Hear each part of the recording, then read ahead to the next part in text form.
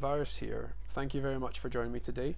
I'd like to speak to you about the Magicka Sorcerer build that I'm using for the Clockwork City patch.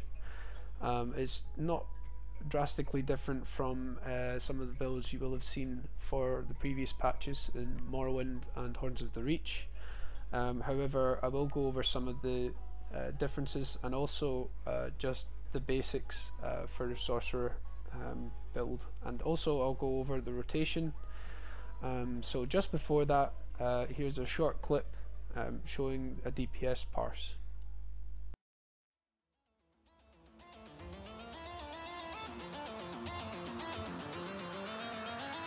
Oh, wizard, what do you see as you twist the tiles beneath our feet? What do you see?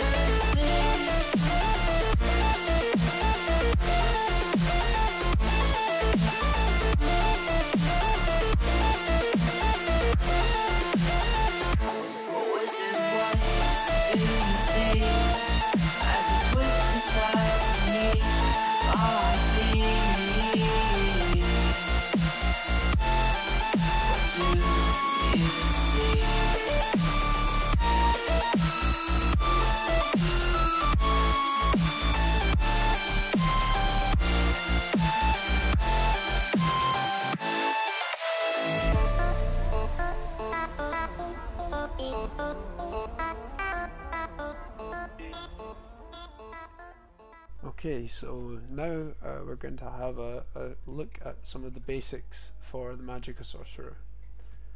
So at the moment I'm running 64 points into Magicka in the attributes, and some might question why there's no points into health.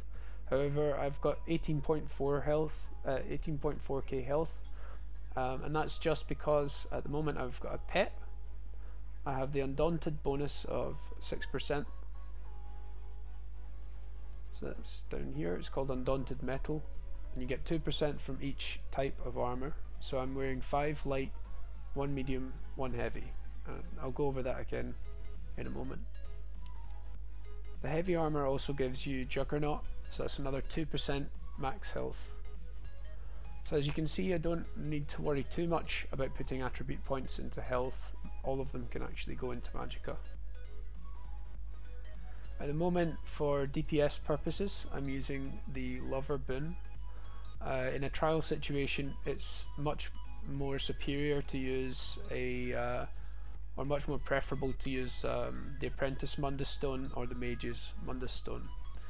The only reason I'm using this is because it's more representative of what you would have in a trial if you have those debuffs, armor debuffs.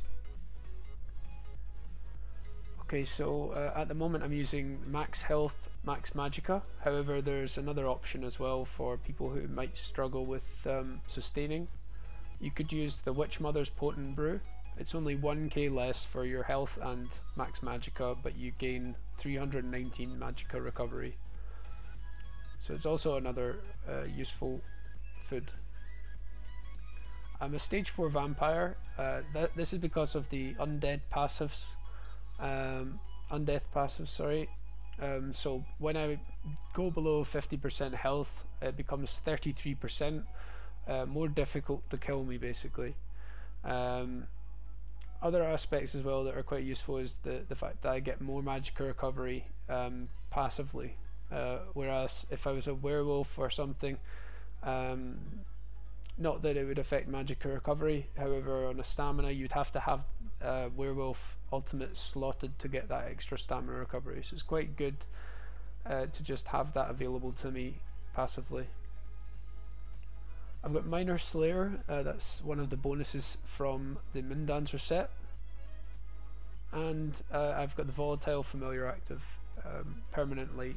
The only time it's not active is when it's been killed, so it's going to be active all the time, or as much of it as possible, much time as possible. Okay, so let's go over the skills. I'm using Daedric Prey. The purpose of using Daedric Prey is to buff my pet damage. The pet does around 4k damage through pulses, so that's going to be buffed up to 6k, or just over 6k, sorry, when the curse is applied, or when the Daedric Prey is applied. Crystal Fragments, quite a useful skill. However, you only want to use this skill when it's procced, and if you're not sure what proc is, this is when the skill isn't procced. However, when the skill is procced, it's a lot faster, and I'm not animation cancelling or anything. That's half the cost to use that skill in that situation. Okay, so next skill is quite useful, is the Force Pulse. This skill hasn't been changed internally, however, with the new Perfected Asylum staffs. Unfortunately I don't have one, but if you have a Perfected Asylum staff, it buffs this skill ridiculously. If you have 2 Force Pulses using that staff, it's going to give you Off Balanced and Burning, 2 of the main DPS outputs for a Magicka Sorcerer and any Magicka class. The Volatile Familiar does a ridiculous amount of damage as well. It's not to say you can't get high DPS without the pet, however it adds about 3k extra DPS normally to a DPS parse, so it's quite a useful skill. And then we have Inner Light here. The only reason I have Inner Light as opposed to Bound Aegis is because Bound Aegis has to be double slotted, although it is preferable if you can afford to have those 2 skill points, 2 skill places taken. The only reason I can't is because I've got Endless Fury on the other bar. And Shooting Star as well. So Shooting Star and Inner Light are great skills as well, because together they increase your max magicka using one of the mage's passives. Here it is. Okay, so Magicka Controller gives me 4% extra max magicka, and that's just having it slotted. I don't have to use them. On the back bar, I'm using Blockade of Storms. So it's one of your basic AoEs for all Magicka classes. On a sorcerer, it's particularly good to have lightning for this, just because when you use this skill in conjunction with Liquid Lightning and other lightning skills, say Thunderous Rage and Endless Fury, it procs Off Balanced all the time. And I'll mention that again in champion point layout, because it's quite important as a DPS output. Liquid Lightning is a nice AoE as well. It's going to be doing a ridiculous amount of damage, although it's a small area, so most of the time you want to be using this skill when the target isn't moving around too much. But it's a very strong dot and very strong AoE. And Volatile Familiar, again, you have to double slot this, just like most of the Daedric summoning skills, unfortunately, but it is still a really high DPS output if you have that there. I'm using Hardened Ward just out of personal preference, but the other ward option, the other morph, sorry, will give you extra magicka recovery, so that's quite a useful skill as well. If you think that the shield's too small but you need the magicka recovery, you can go into your champion points and change them up a bit here. You want to put some more points in Bastion. I've already got some points in just because I used to use that morph I need to fix. Okay, and then finally Endless Fury. Both morphs, Mage's Wrath and Endless Fury, are great. Mage's Wrath is preferable for trials because it has more splash damage, but both of these skills are very strong, but they should really only be used when the enemy is in execute phase, so around 20% health or less. And then finally Thunderous Rage. It's a long-lasting AoE ultimate. On a sorcerer it builds up and it's cheaper than with some other classes, so it's a great skill to use, and when you're using this skill with the other lightning attacks. In a trial situation is great because it means that other classes can be a bit more selfish. If it's a DK or a Nightblade, for example, they can use just 2 flame staffs. They don't have to use lightning staffs because the Sorc's going to have that all the time. Things might change as well with the perfected asylum staff. I think that people won't really have that same issue, but you get plenty of off balance even though you've got a flame staff on front bar. Which brings me to the gear setup that I'm using. At the moment I'm using an Infused Inferno Moondancer staff with the shock damage glyph on the front bar on the staff. This is just to give you some extra off balance, but it's also to do some more single target damage on your front bar, because most of your spammables are single target. The only thing that's not going to be single target on your front bar is the ultimate and the Volatile familiar. Okay, and on the back bar, one of the most recent changes in the game, I'm sure a lot of you will have noticed, is that the enchantment is now a set bonus instead. So Infused is no longer the best for Maelstrom staff. Nirnhoned is probably going to be preferable. And on the back bar at the moment I'm running a weapon and spell damage glyph just because it comes across both of your bars. And also I was speaking to a friend of mine who'd said that if you're doing your light attacks at the very end, it's going to give you that weapon spell damage buff for your execute, so you'll get a bit more burst for your execute.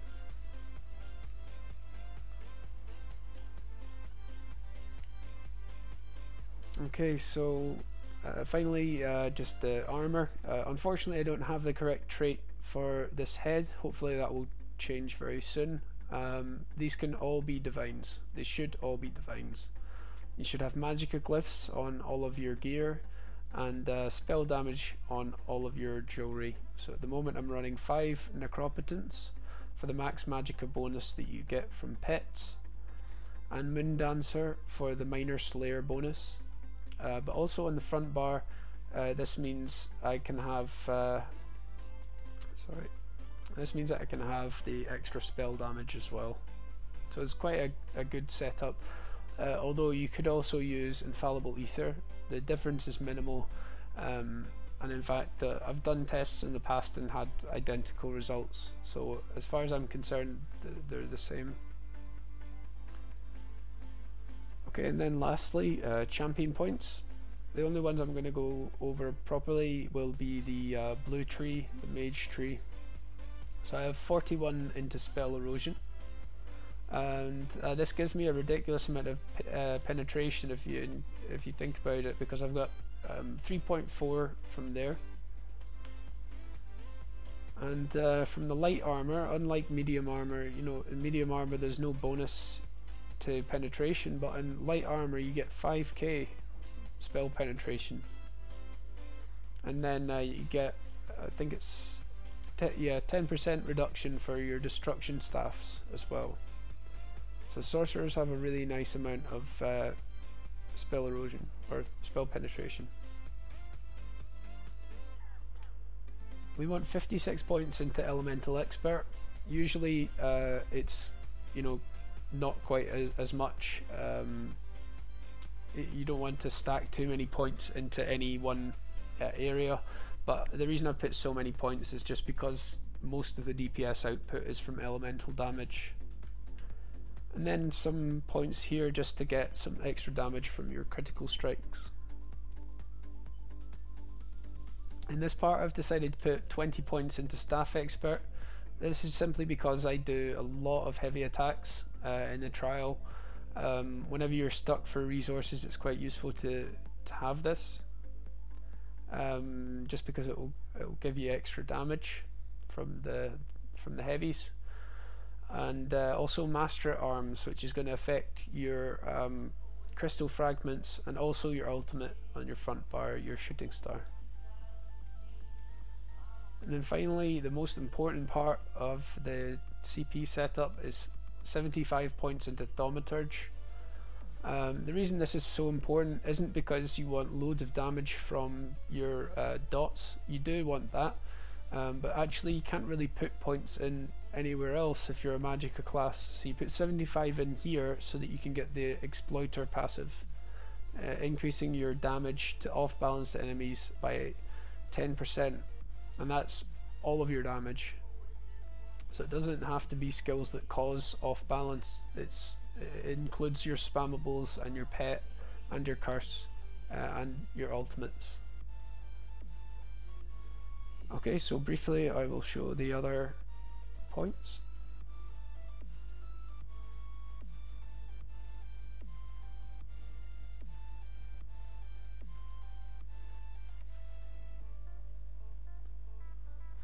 And if you're worried about me going over any of this too quickly, just have a look at the description below in the video and it should answer most of your questions. If there's anything that you can think of that I've not added, please let me know. I'll try and update the description as well. And any tips or anything that you'd like to say, really, I'd appreciate any feedback. Okay, so I'm going to go over the DPS rotation just now.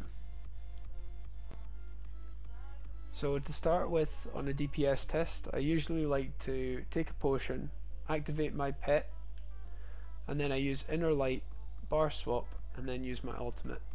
So I'll do it a bit slower than usual just to show.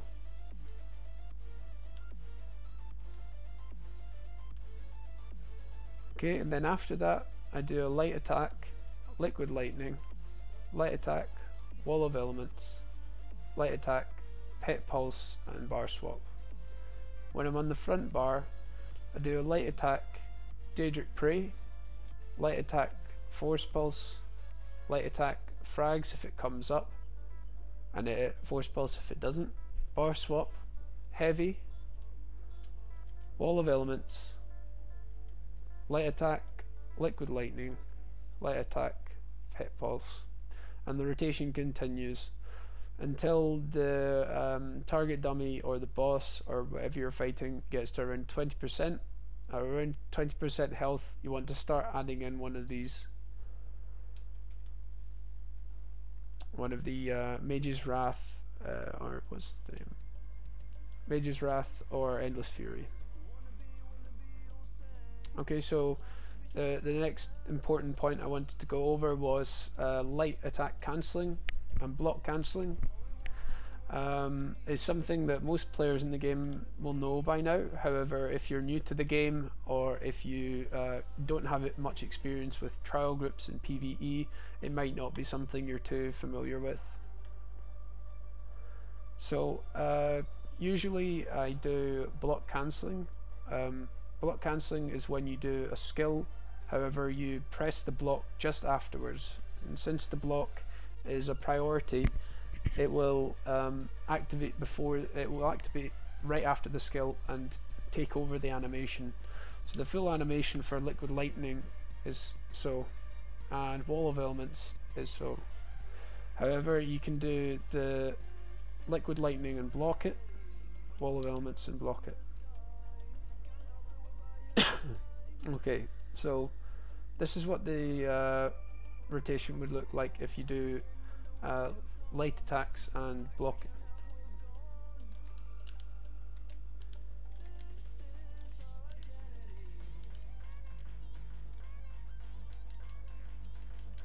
And you might notice that while I'm doing the heavy attack, I'm also activating the wall of elements. The reason that I do that is so that it activates right after the heavy attack.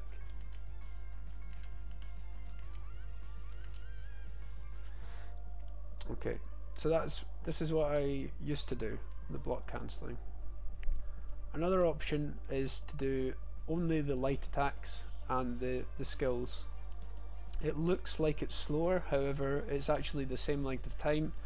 I think it's because the light attacks are cancelled out instead of the skills, but I'm not entirely sure. The DPS never lies, so you can see the results are roughly the same, to be honest. So for the light attack, animation cancelling, it says so.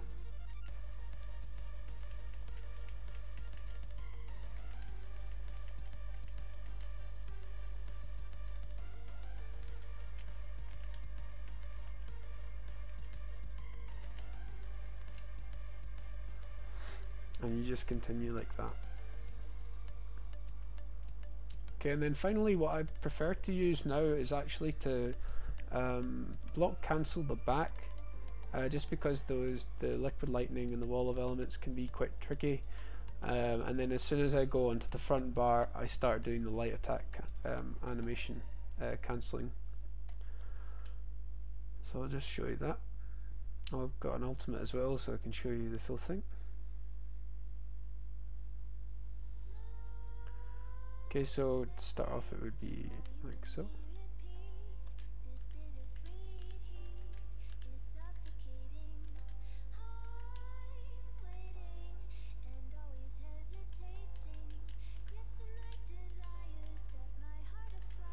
And I've not quite got the hang of this rotation completely, but it is fairly simple and it's relatively close to what the previous patch was for me.